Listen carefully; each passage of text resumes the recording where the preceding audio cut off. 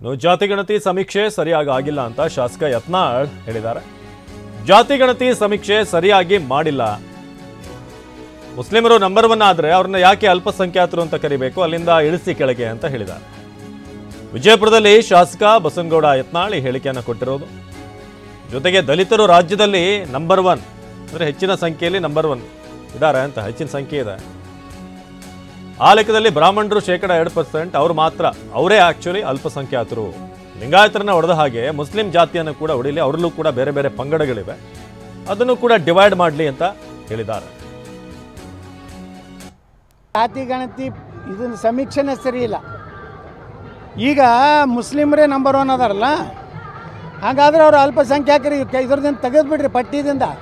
ಅವರು ಬಹುಸಂಖ್ಯಾತರಾಗ್ಯಾರ. ಅಲ್ಪಸಂಖ್ಯಾತರು ಯಾರ್ಯಾರ? ದಲಿತರೇ ಇದು ರಾಜ್ಯದಲ್ಲಿ ನಂಬರ್ 1 ಅದಾರ. ನನ್ನ ಬಿಸ್ನೆಸ್ಗೆ GST ನೋಟಿಸ್ ಬಂದಿದೆ, ಏನ್ ಮಾಡ್ಬೇಕು ಅಂತ ಗೊತ್ತಾಗ್ತಿಲ್ಲ. ಇಮಿಡಿಯೇಟ್ಲಿ ಒಬ್ಬ GST ಎಕ್ಸ್ಪರ್ಟ್ ಹತ್ರ ಮಾತಾಡು. ಎಲ್ಲಿ ಹುಡುಕೋದು? Bosswallah. Be the boss. Highest ದಲಿತರು ನೀವು ಲೆಕ್ಕ ತೊಗೊಂಡ್ರೆ ಇಡೀ ಸಮುದಾಯ ದಲಿತರು ಫಸ್ಟ್ ಬರ್ತಾರೆ. ಕುರುಬ ಜನಾಂಗ ಹಾಲಮತ ಅವ್ರು ದೊಡ್ಡ ಸಮಾಜ ಇದೆ. ಅಲ್ಲಿದಿಂದ ಲಿಂಗಾಯತರು ಬರ್ತಾರೆ, ಅಲ್ಲಿದಿಂದ ಒಕ್ಕಲಿಗರು, ಅಲ್ಲಿಂದ ಸಣ್ಣ ಪುಟ್ಟ ನಮ್ಮ ಮರಾಠ ಸಮಾಜ, ಕ್ಷತ್ರಿಯ ಸಮಾಜಗಳು, ಹೀಗೆಲ್ಲ ಬ್ರಾಹ್ಮಣ ಸಮಾಜ. ಈಗ ಅಲ್ಪಸಂಖ್ಯಾತ ಯಾರಿಗೆ ಸಿಗಬೇಕು? ಬ್ರಾಹ್ಮಣರಿಗೆ ಸಿಗಬೇಕು, 2% ಅದಾರ. ಮರಾಠರಿಗೆ ಸಿಗಬೇಕು, ಈ ಬೌದ್ಧರಿಗೆ ಸಿಗಬೇಕು, ಕ್ರಿಶ್ಚಿಯನ್ರಿಗೆ ಸಿಗಬೇಕು. ಹಾಗಾದ್ರೆ ಇವತ್ತು ಲಿಂಗಾಯತರೊಳಗೆ ನೀವು ಹೊಡೆದಿರಿ ಎಲ್ಲ ಜಾತಿ ಅಂತೇಳಿ, ಮುಸ್ಲಿಮರೊಳಗೂ ಹೊಡಿರಲ್ಲ. ಅಲ್ಲಿ ಪಿಂಜಾರ್ ಹತ್ತದಾರ, ಸಿಎ ಹತ್ತದಾರ, ಸುನ್ನಿ ಹತ್ತದಾರ, ಮೊಹಮ್ಮದಿ ಹತ್ತದಾರ. ಹಂಗೆ ಹೊಡೆದ್ರೆ ಅವ್ರದ್ದು ಕಡಿಮೆ ಆಗ್ತದೆ. ನೀವು ಅವ್ರನ್ನೆಲ್ಲ ಒಕ್ಕಟ್ಟು ಮಾಡಿ ಮುಸ್ಲಿಮ ತೋರಿಸಿರಿ, ನಮ್ಮನ್ನೆಲ್ಲ ಹೊಡೆದಿರಿ.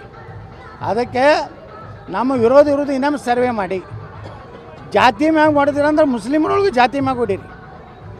ಹೊಡಿಲಿಲ್ಲ ನೀವು ಇದನ್ನೇ ಪ್ರಸ್ತುತ ಮಾಡ್ತೀನಂದರೆ ಅವ್ರ ಅಲ್ಪಸಂಖ್ಯಾತ ಕ್ಯಾಟಗರಿನ ತೆಗೆದು ಯಾರು 5% ಒಳಗೆ ಸಮುದಾಯ ಅದೋ ಅವ್ರಿಗೆಲ್ಲ ಅಲ್ಪಸಂಖ್ಯಾತ ಸೌಲಭ್ಯ ಕೊಡ್ರಿ.